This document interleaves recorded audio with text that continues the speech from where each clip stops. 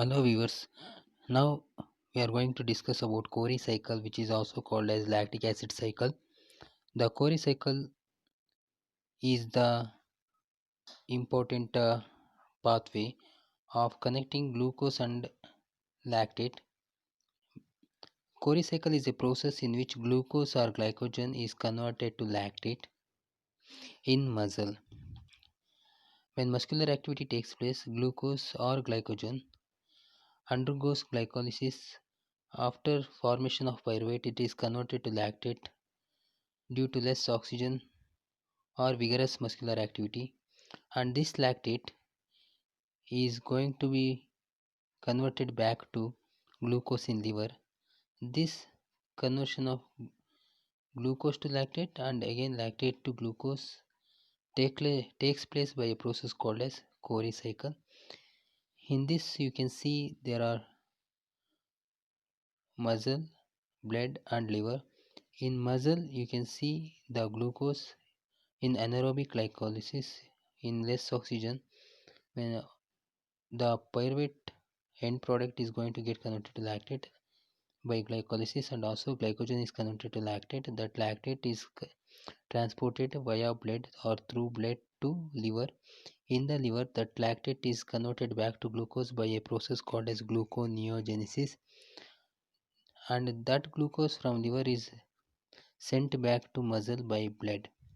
Like this, from muscle to in muscle, glucose to lactate or glycogen to lactate, and that to lactate to liver, and in the liver lactate back to glucose and again transported to muscle. This glucose lactate into conversion in muscle and liver is called as Cori cycle or lactic acid cycle.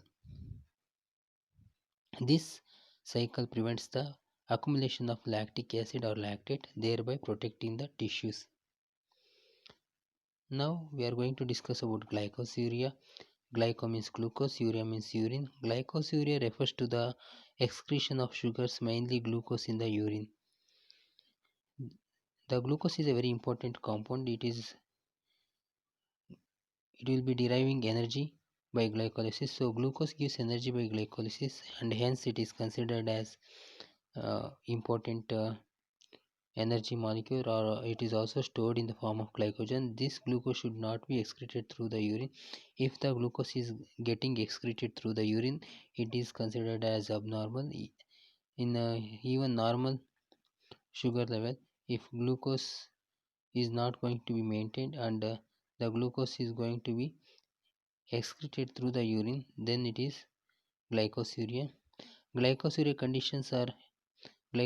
occurs in diabetic mellitus and renal diabetes.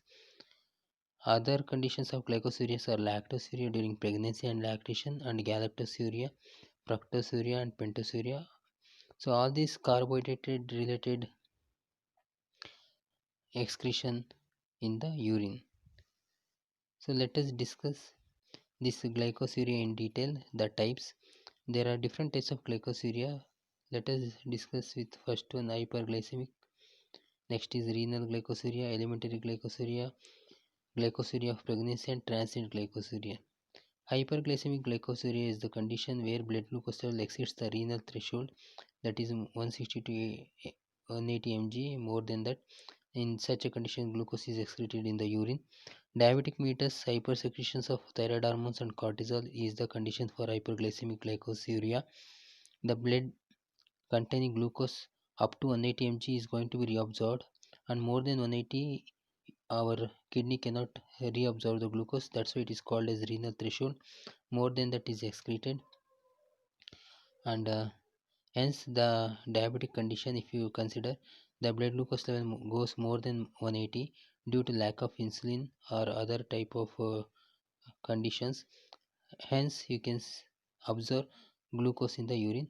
Hence it is called as excess glucose in the blood, leading to the excretion of glucose in the urine, called as hyperglycemic glycosuria.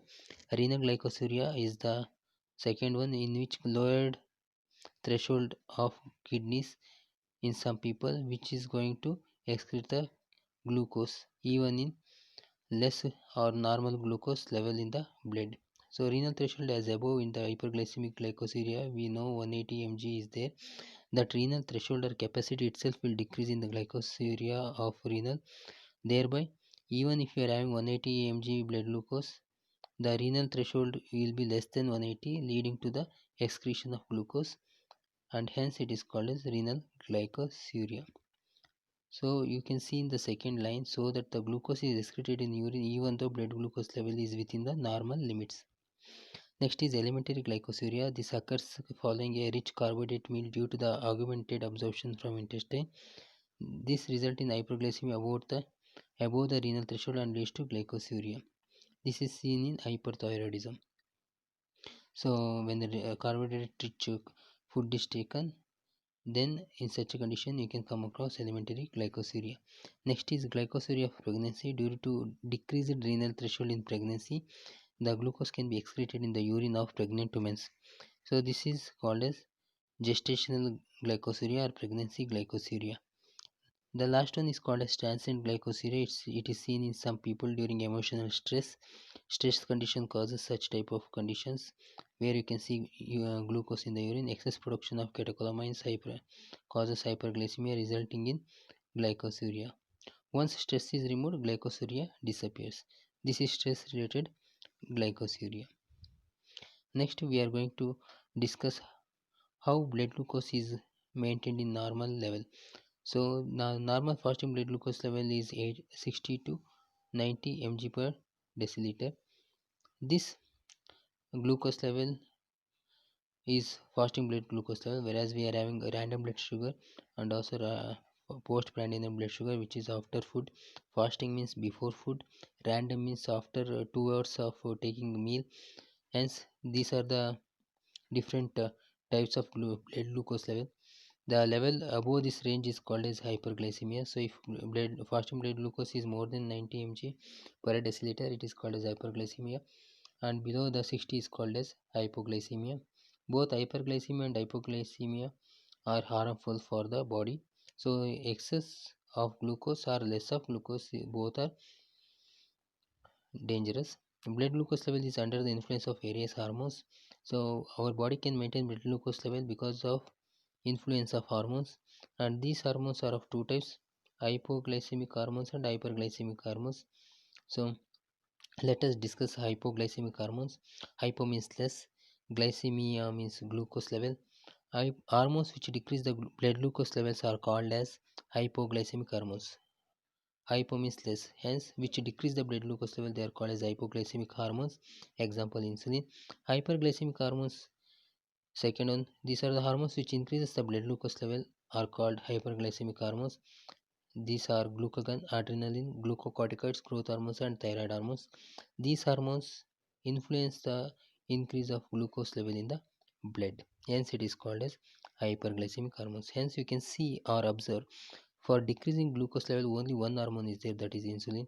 Whereas for increasing the glucose level, we are having several hormones like glucagon, adrenaline, glucocorticoids, growth hormones, and thyroid hormones. Hence, if insulin is absent, it is difficult to decrease the blood glucose level, because this is the only hormone to decrease the blood glucose level. Whereas in hyperglycemic hormone, to increase the glucose level, even though glucagon for example is absent, the rest of the hormones is there to take care of increasing the blood glucose level. So increasing the blood glucose is not a big problem, but decreasing the blood glucose is having a lot of problem. Hence, the diabetic mellitus or glycosuria or hyperglycemia or increased blood glucose is common whenever it is related to insulin disorders. Now we will discuss one by one. First one, we will discuss how hormones is going to control the glucose level, starting with insulin. Insulin is a hypoglycemic hormone which decreases the blood glucose level. It is secreted from the beta cells of islets of Langerhans. This is present in pancreas. Hyperglycemia is the stimulation for insulin secretion. Whenever the glucose level is high in the body, in such a condition, the insulin get activated to secrete the insulin from beta cells, and that beta cells secreting insulin, that is going to lower the blood glucose level by following means. Insulin increases the uptake of glucose by muscles. Whenever glucose level is high, to decrease it you are having several options. One of the option is taking of using the glucose. So muscles will use the glucose and utilize the glucose, adipose tissues are going to utilize the glucose for fat conversions. Like that you can decrease the glucose level. Insulin stimulate glycolysis, so excess glucose is there, you will just use it by glycolysis convert it into pyruvate. Or it stimulates glycogenesis, excess glucose is there, take it and store it in the form of glycogen. Or it stimulates HMP shunt pathway, so excess glucose is there, you convert it into pentose or exo sugars, exos monophosphate or exo sugars. This is how you can convert the glucose to use the glucose. And next is it inhibits gluconeogenesis. Since already glucose is high in the blood, you can stop the production of glucose that takes place usually in gluconeogenesis, since it is inhibited. Glycogenolysis, where glycogen is converted to glucose, we don't need it because already glucose is high, so this is also inhibited. So whichever the glucose utilization steps are there, they are activated. Wherever glucose production steps are there, they are inhibited. Insulin stimulates lipogenesis. Excess glucose is going to be utilized for synthesis of lipids or fatty acids. So this is about hypoglycemic insulin. Next we are going to discuss about hyperglycemic hormones. In that we will start with glucagon. Glucagon is a major hyperglycemic hormone, so as the name indicates, increases the glucose level. Glucagon is secreted by alpha cells of Langerhans of pancreas. So insulin is from beta cells of islets of Langerhans. This is from alpha cells of islets of Langerhans. Glucagon. Hypoglycemia is a stimulant of glucagon secretion. So whenever glucose level is less, that is called as hypoglycemia. That in such a condition, it stimulates the secretion of glucose from alpha cells. The decreased glucose, you have to maintain the normal and increase it. Hence the body stimulates the production of glucagon, and that glucagon which is secreted from alpha cells, how it is going to increase the glucose level, let us see. Glucagon increases the blood glucose level by following means. One is it stimulates hepatic glycogenolysis. So in hepatic liver cells, whatever the glycogen is stored, it is going to be utilized and converted into glucose, and thereby you can increase glucose level. It stimulates gluconeogenesis. Non-carbohydrate source like lactate, glycogenic amino acids and other non-carbohydrate sources can be utilized for conversion to glucose, and thereby you can increase the glucose level. This is how glucose is produced, and you are going to maintain glucose level. And we have to decrease the glycogenesis. That means already glucose is less in hypoglycemia, that's why this hormone want to increase it. And therefore in such a condition, this has to monitor that no glucose is utilized, and glycogenesis utilize the glucose to convert it into glycogen, hence it is decreased. Hence you can see in C, it decreases glycogenesis. And another thing is, since already glucose is low, if you want to increase the glucose level, you should also not only avoid storage, but you should also avoid utilization. So in the D, it inhibits glycolysis, where glucose using is inhibited. TCA cycle and HMP shunt pathways are inhibited. The same mechanisms whatever you have discussed ABCD, which applies for hypoglycemia, that is for glucagon, can be seen in other same hypoglycemic hormones such as adrenaline and other hormones. So let us see the next hormone, adrenaline. Adrenaline is a hyperglycic hormone, very much similar to glucagon as just now discussed, but this is secreted from adrenal medulla. So adrenal, hence its name adrenaline. So adrenal medulla, adrenaline. Adrenaline increases the glucose level similar to glucagon.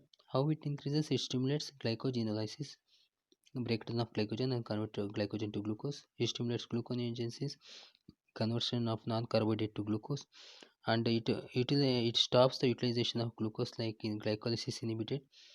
And it also inhibits insulin secretion, because insulin decreases the glucose level. In decreased glucose level, you have to increase. In increasing condition, you have to stop the decreasing hormone, and hence insulin is inhibited. So next we are going to discuss about cortisol or corticosteroid, glucocorticoids. Cortisol is a hyperglycemic hormone, very much similar to glucagon and adrenaline. It is secreted from adrenal cortex. If you just see the cortex, the first four letters in cortex is CORT, as the same name is utilized for the hormone name cortisol. And since it is related to glucose, this name is also called as glucocorticoids. Cortisol increases the glucose level Whenever glucose level is less, in such a condition cortisol appears and it increases glucose level by following means. Very much similar to adrenaline, it stimulates gluconeogenesis, it stimulates glycogenolysis, it decreases glycolysis, and D it inhibits insulin secretion. Whatever you have seen here, if you just see in the adrenaline, the same mechanism is there. Whereas if you see in glucagon also, very much similar mechanism is there, because all these hormones are hyperglycemic hormones, and hence their function is very much similar. Next is growth hormone. Growth hormone is a hyperglycemic, as just now discussed glucagon, adrenaline, and cortisol. Similarly, the one more hormone, hyperglycemic hormone. It is secreted from anterior pituitary gland, and it increases the glucose level by decreasing the uptake of glucose. So, if glucose uptake by muscles is inhibited, and it decreases glycolysis, utilization of glucose, and instead of glucose, it activates utilization of fatty acid for energy. You can see in the C, mobilization of fatty acid from adipose tissues, and thereby inhibits the glucose utilization. Next, one more hyperglycemic hormone is there, thyroid hormone. It is secreted from the thyroid glands. These thyroid hormones are also increasing the blood glucose by following means. It increases by absorption of glucose from the intestine. Whatever the food you have eaten, in that glucose is there, that is going to be absorbed from intestine by thyroid hormones. It stimulates glycogenolysis, breakdown of glycogen, and convert it into glucose, thereby maintaining the glucose level. So in the previous slide, if you see, just see the glucagon, next adrenaline, after that cortisol, growth hormone, and thyroid hormone. All these five hormones are hyperglycemic hormones, which are going to increase the blood glucose level. Remaining we'll discuss in the next session.